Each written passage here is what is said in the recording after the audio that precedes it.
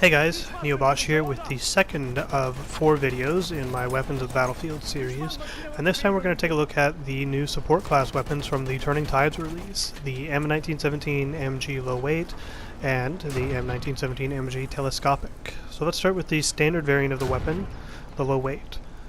Like other LMGs, it comes with a bipod and will gain accuracy the longer it's fired without stopping. So in order to unlock the gun, you'll need to perform 25 kills with the BAR M1918 Trench, as well as 250 vehicle damage using explosives. The explosives doesn't seem to require you to use any particular class, so I'm pretty sure you can run Assault, Scout, whatever, as long as you're doing vehicle damage with explosives. Yeah, so that neither of these should be really that difficult. I think I did them in a little over 1 round. As for this gun's stats, it stands up pretty well alongside the other LMGs.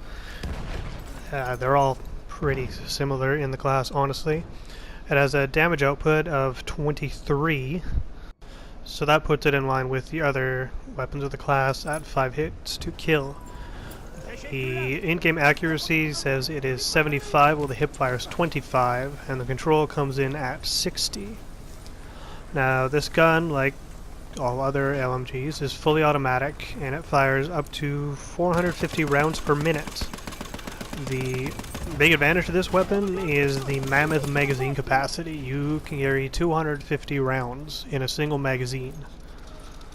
And as you can see, you carry 250 rounds in addition to that for your reload. As well as being a support, you can resupply yourself. There's no reason you're ever going to run out of ammo as any support, but especially with this gun, you're more likely to die than run out of ammo. One of the major drawbacks to this gun here, you can see the reload there. Whether it is a full reload or whether there is some left, the time is the same. It comes in at 8.33 seconds. It looks pretty cool, it has a pretty cool sound to it, but it takes a long time. Here you can see how long that gun takes to actually cool down. So it takes a good long while. That's about 100 rounds before it cooled off. Or needed to cool off, rather. The vertical recoil on the gun is 0.26 and the horizontal is 0.17. The telescopic variant requires 50 kills with the M1917 MG low weight. It's the standard variant, and you need to unlock it before you can unlock the telescopic. The other part of that assignment is 1500 points of suppression with any LMG. That dang bomber got me again. By the time you get your 50 kills, you should be well on your way to those 1500 points of suppression if that part of the assignment isn't actually done first. Again, it's fairly simple and might take more than a single round, but it shouldn't take you too long. Now, the main advantage to the telescopic, why you would pick it over the low weight version, is obviously it's better at range. It's got a telescoping sight. Damage for this variant is 23, just like the low weight. The accuracy goes up to 89. But the hipfire and control remain the same, at 25 and 60 respectively. Rate of fire, magazine size, reload time, recoil, they are all identical to the low weight variant. So really the only difference is the telescopic sight and the slightly improved accuracy. So for those who are interested in the real world history, I have a little bit of information about this gun.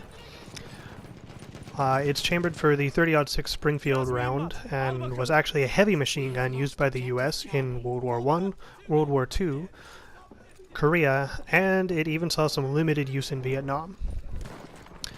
That's strictly the United States usage. It has been used by other nations as well. The gun is a crew-served, belt-fed, water-cooled machine gun. In other words, it's a true machine gun that served alongside the air-cooled Browning M1919. The weapon weighed in at about 100 pounds, or 45 kilograms, and that includes a full magazine and the water cooling system. Obviously, for the purposes of Battlefield, they took some liberties with this in the name of gameplay. It would look rather foolish for your guy to be dragging around a 100-pound heavy machine gun. So my final thoughts on these weapons. The M1917 is a freaking beast. Not only does the gun have a massive 250 round magazine, but it also seems to take forever to reach its cooldown. Like we saw earlier, it takes about 100 rounds. That's easily enough to kill a sizable amount of enemies in short order. If, you know, you manage to get that flank with 8 enemy backs looking at you. In close quarters combat, you'll still get wrecked by automaticos, shotguns, Hellrigos, even Avtomats seem to have a slight advantage. But at range, I've been suppressing assaults, medics, and scouts for days. Yeah, it's a beast. You can see right here. That guy there, he's not going to be able to do anything. I love this gun. It's kind of taken over as my new favorite in the class. I've used it almost exclusively since I've unlocked it. My biggest gripe with it isn't the reload time, a little over 8 seconds, or the disadvantages it has with close quarters combat. That's inherent with weapons of the class. No, my biggest gripe is that this gun feels pretty much like every other gun in the class. The way it shoots. I mean, the gunplay is virtually identical with all the high-capacity LMGs.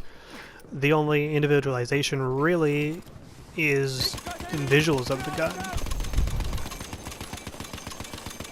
Having said that, in my opinion, the benefits of the M1917 really do outweigh the drawbacks, and I would recommend that you give it a go next time you're running support.